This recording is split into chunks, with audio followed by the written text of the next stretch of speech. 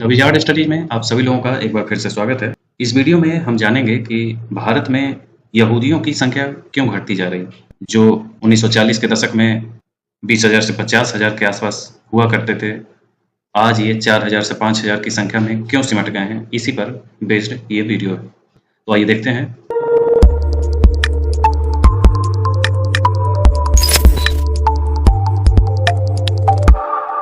यहूदियों का अगर भारत में इतिहास देखा जाए तो ऐसा माना जाता है कि पहले भारतीय यहूदी इजराइल से आए थे, जो 9वीं शताब्दी ईसा पूर्व में इजराइल साम्राज्य पर असीरियन विजय के बाद मालाबार तट पर बस गए थे।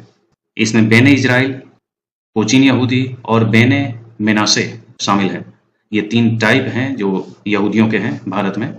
एक को कहते हैं बेने इजराइल, दूसरा है कोचिन यहूदी और तीसरे हैं बेने मानेसे। भारतीय यहूदियों ने बहुत उन्नति की, जनसंख्या और धन में बहुत वृद्धि की। 1940 के दशक के मध्य में ब्रिटिश भारत में यहूदियों की संख्या लगभग 20,000 से 50,000 तक पहुंच गई। संप्रभुता के साथ साथ भारतीय राष्ट्रवाद के उदय ने कुछ यहूदियों को असहज कर दिया, क्योंकि वे स्वयं को भारतीय से अधिक ब्रिटिश मानते थे। इसके साथ ही 1948 में इजराइल राज्य के निर्माण के बाद बड़ी संख्या में यहूदियों ने भारत छोड़ दिया। इतने भारी यहूदी प्रवास के बावजूद यहूदियों ने 20वीं शताब्दी के उत्तरार्ध में भारतीय जीवन में सक्रिय भूमिका निभाना जारी रखा।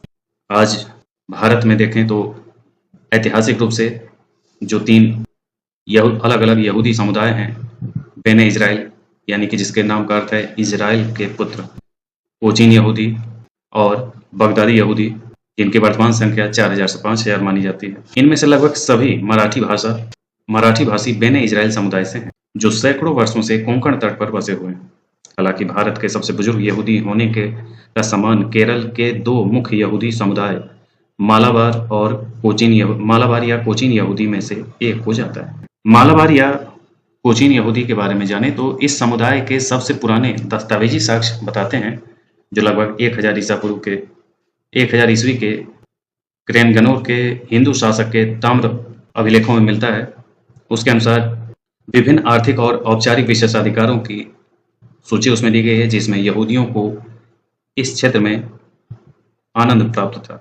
16वीं शताब्दी में पुर्तगालियों के आगमन के बाद मालाबार यहूदी क्रेनगनोर से आगे दक्षिण की ओर कोचीन चले गए, जहां स्थानीय राजा ने उनका स्वागत किया। विदेशी यहूदी के बारे में देखें तो वे स्पेन और पुर्तगाल के कैथोलिक शासकों द्वारा उत्पीड़न के कारण 15वीं और 16वीं शताब्दी में आइबेरियन प्रायद्वीप से भारतीय उपमहाद्वीप में आ गए थे। आइबेरियन प्रायद्वीप कहते हैं स्पेन और पुर्तगाल का जो हिस्सा है, उन दोनों को मिला करके आइबेरियन प्रायद्वीप कहते हैं। ये पहले से बसे यहूदी समुदायों के साथ मालाबार तट पर तथा मद्रास में भी बस गए थे।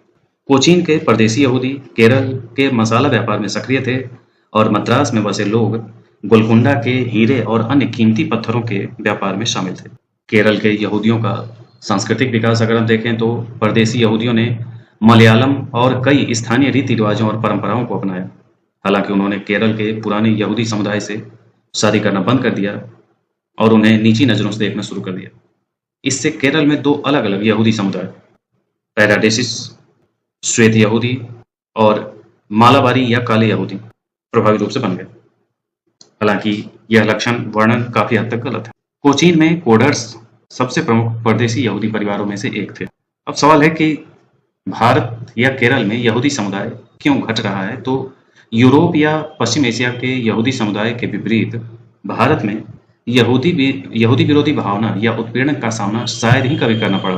भारत में इस ढंग का कोई इतिहास आज तक नहीं मिला कि यहूदियों के साथ किसी ने कुछ उत्पीड़न किया हो या उनको समाप्त करने का कभी कुछ ऐसा, जैसा कि हिटलर के द्वारा जो अभियान किया गया, उस ढंग का कहीं भारत में इतिहास नहीं मिला। हालांकि 1950 के दशक में केरल के यहूदियों का इजराइल की ओर लगातार प्रवास होता रहा। केरल में अब केवल 14 मालाबारी यहूदी और एक परदेशी यहूदी ही बचे।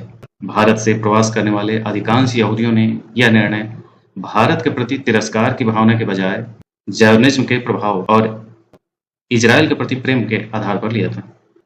यानी कि यहूदीवाद जो जिसको कहा जाता है, उसी के प्रभाव में आकर के, क्योंकि जब इजराइल बस रहा था तो इजराइल दुनिया भर के जितने यहूदी थे उन सब का एक सेंटर बनता जा रहा था। इसलिए इजराइल को सारे यहूदी दुनिया भर के आज भी अपना घर मानते हैं। इसी वजह से भारत में जो यहूदी रह रहे थे, ये भी अधिकतम जो चले थे वो सब के सब इजराइल में जाकर के बसने शुरू कर दिए। कुछ ही थे जो यहाँ रुक गए, जिनकी संख्या आज 4000 से 5000 के आसपास भारत में दिखाई देती है। तो भारत में यहूदियों के घटने का यही कारण। तो ये था आज का यहूदी समुदाय पे जुड़े हुए तथ्य। इसी ढंग के अन्य वीडियो के साथ हम फिर मिलेंगे। आज के लिए इतना ही। धन्यवाद।